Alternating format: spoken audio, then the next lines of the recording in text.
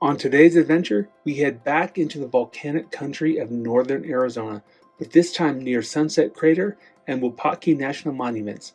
We find some incredible sights, compose a few landscape images, and photograph some remarkable trees, and make our way towards Wupatki National Monument for an unusual stop at a deep slot cave. Finally, we reach some amazing ancient Indian dwellings as this adventure unfolds.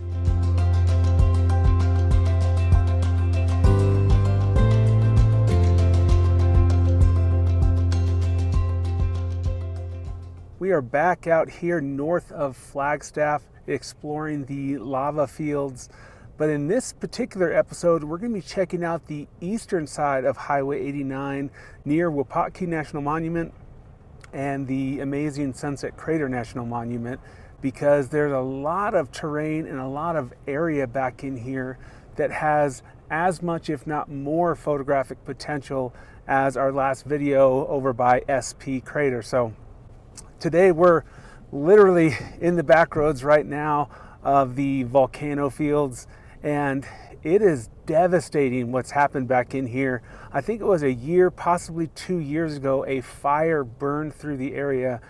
There are a lot of signs of that here. So today's going to be fun exploring around the volcanic craters and the landscape here, but as well as some of the burn area and the trees. The trees here, there's something special. They grow in a way that's not traditional for a pine tree, which is kind of vertical.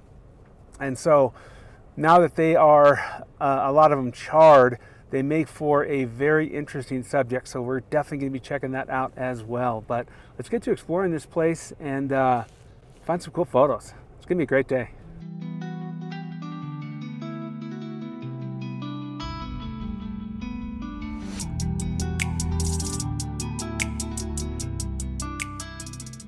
As I was driving back in this area, I noticed off in the distance there atop one of these massive cinder cones, a cluster of pine trees that are just along the top ridge line.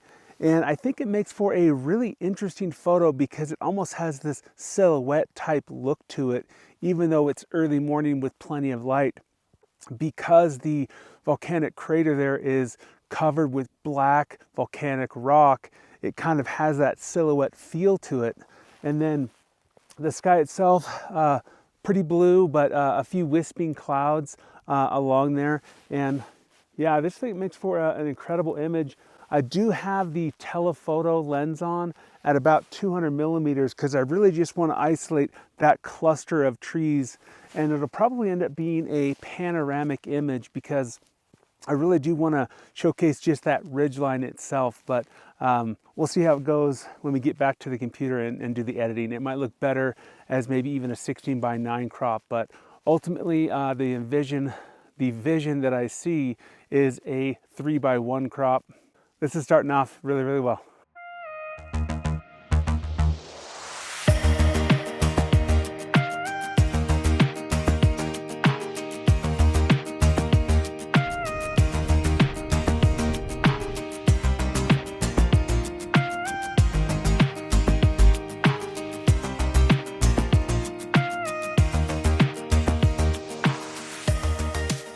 We are just outside the park boundary, and that is the massive Sunset Crater. And you can see a little bit of the hillside there is quite burnt.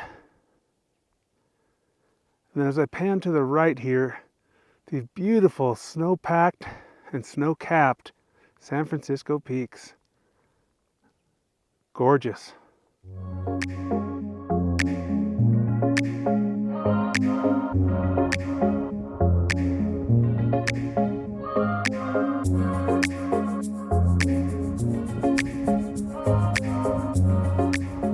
As I've been exploring this place, I can't stress enough how unusual the trees are here. They're shaped very, very weirdly. And as you can see just behind me, this one is obviously burnt, dead, and down, but it has this heavy right side, if you will, of these massive branches. And that's not all that uncommon out here. Typically a pine tree is very, very just straight up, like the distant pine tree here within the frame. what I'm trying to do is capture kind of the essence of this whole scene itself, because you have this massive tree with these giant branches that just kind of sweep in the foreground.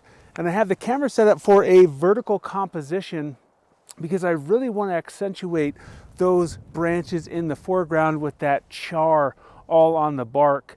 And then the distant tree shows some hints of burning along its trunk, but the top is green and vibrant, showing that, you know, yes, this has passed, but life goes on, or something along those lines. I can't quite put it into words, but I feel like this is a very chaotic scene that has a lot to intrigue the eye as you're viewing it. So let's go ahead and fire off this photo.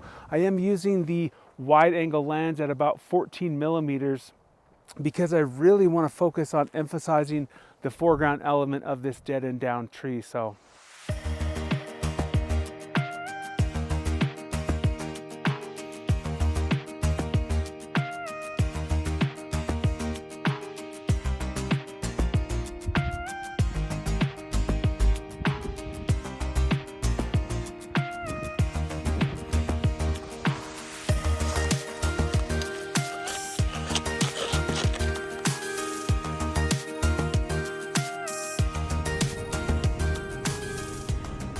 well, I think today is going incredibly well because the first location provided a lot of diversity in terms of landscapes and amazing pictures. I think so far, just looking at the back of the camera, the area there, I can't say enough how unique it was with those incredible trees and just otherworldly landscape. So we will continue now. We're headed down the road towards Wupatki National Monument, and the plan will be to look at some of the lesser known sites. I've been to this location a few times before, so Wupatki and Wupatki are probably not on the agenda today, but I guarantee we're going to find something really, really interesting, and it's going to be worth checking out.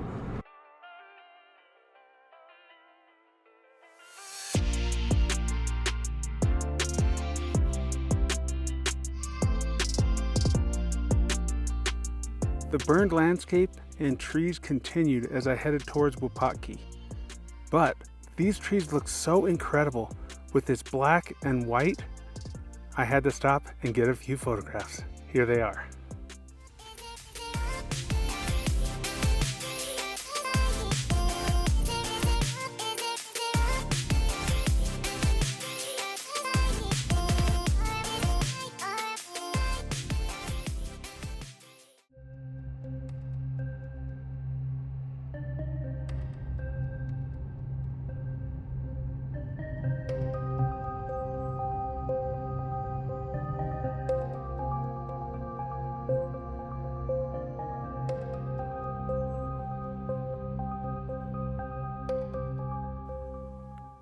So there's the Jeep, and then just down here, it's about, I don't know, 100, 150 feet long. This giant crevasse, or crevice, and it goes way down in there. This looks doable. So let me get down in here a little bit. I'm not big on heights, so we're not going to go too far in here unless it's real easy. But this is wild. When I first wanted to check this out, looking online just at Google Earth, I thought, oh wow. I thought it might be some ruins because we're kind of on the outskirts of Wupatki, but let's do a little more scrambling here because it doesn't look too bad.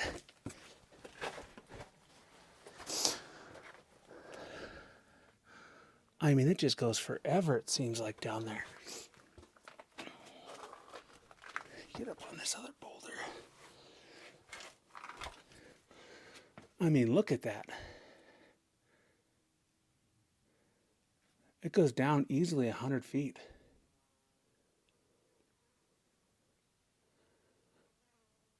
That is crazy. Well, that's about as far as I'm willing to go, but this is pretty spectacular. Again, I was looking at this online, and it kind of looked like the outline of an old, Indian dwelling. I had no idea it was this massive crack. So really interesting, because the surrounding area is nothing like this. It's a lot more open prairie and rolling hills. So really cool. I'll definitely leave a spot on the map so you can come check this place out. Maybe you're more adventurous and you're willing to go down in there. Me being solo today, definitely not. So obviously enter at your own risk, and yeah, it's not worth it to me. So let's keep on moving. This is from the other side. You can see it goes equally far down there.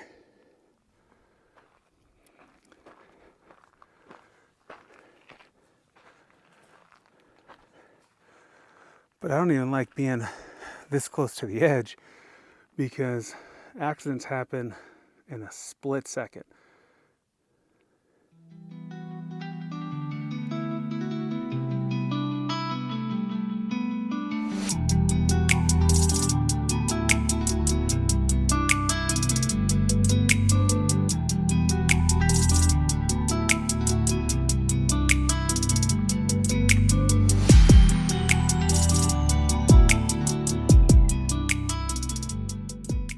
As you walk the Wupatki Pueblo Trail, you will see 900-year-old structures balanced on the rims of ancient earth crack, volcanic peaks on the horizon from which lava and cinders shape the landscape, and surrounding grasslands which survived various uses and changes.